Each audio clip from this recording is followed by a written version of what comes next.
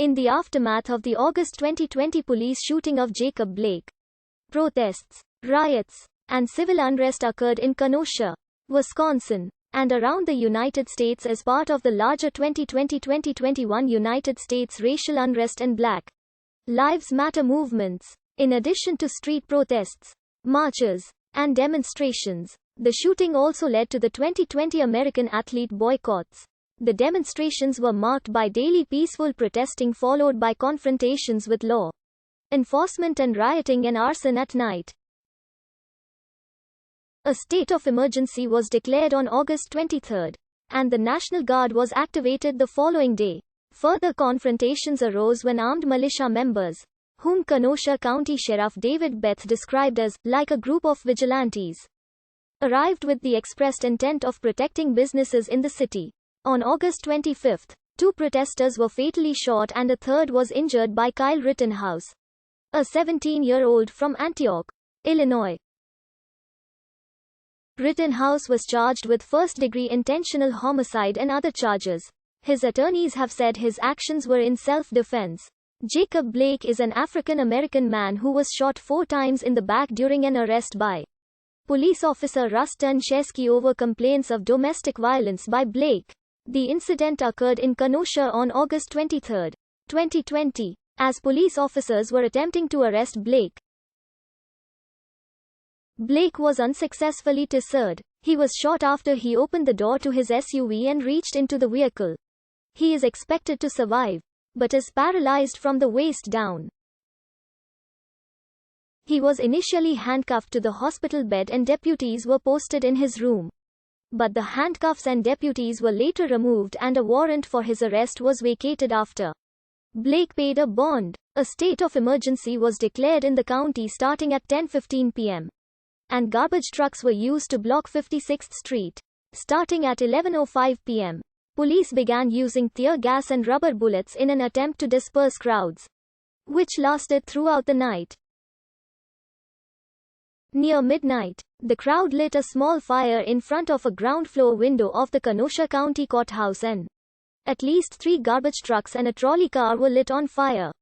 By 2:30 a.m., a truck in a used car dealership along Sheridan Road was lit on fire. The fire spread to most of the 100 other cars on the lot, damaging an entrance sign for the nearby Bradford Community Church. Businesses in the western portion of downtown were torched and looted in the later hours before dawn.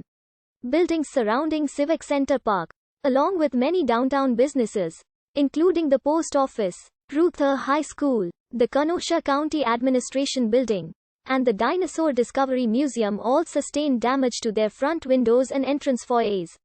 Police scanners stated that a Lenco Bearcat armored personnel carrier was damaged by protesters, and a video posted by a local newspaper appeared to show an officer being knocked out with a brick. Peaceful demonstrations were held during the day. Wisconsin Governor Tony Evers activated the Wisconsin National Guard to protect firefighters and critical infrastructure in Kenosha. The ACLU of Wisconsin strongly opposed the move. The county announced a curfew that went into effect 8 p.m. on August 24. Metra suspended commuter rail service north of Waukegan Station. The Kenosha County exits for Interstate 41, 94 were closed. Protesters broke a door off its hinges in an effort to forcefully enter the public safety building, before being turned back by pepper spray. Tear gas was deployed for a second night starting around 8:30 p.m. in an attempt to disperse unlawful crowds gathered near the courthouse, as protesters launched fireworks at police. Another garbage truck was lit on fire.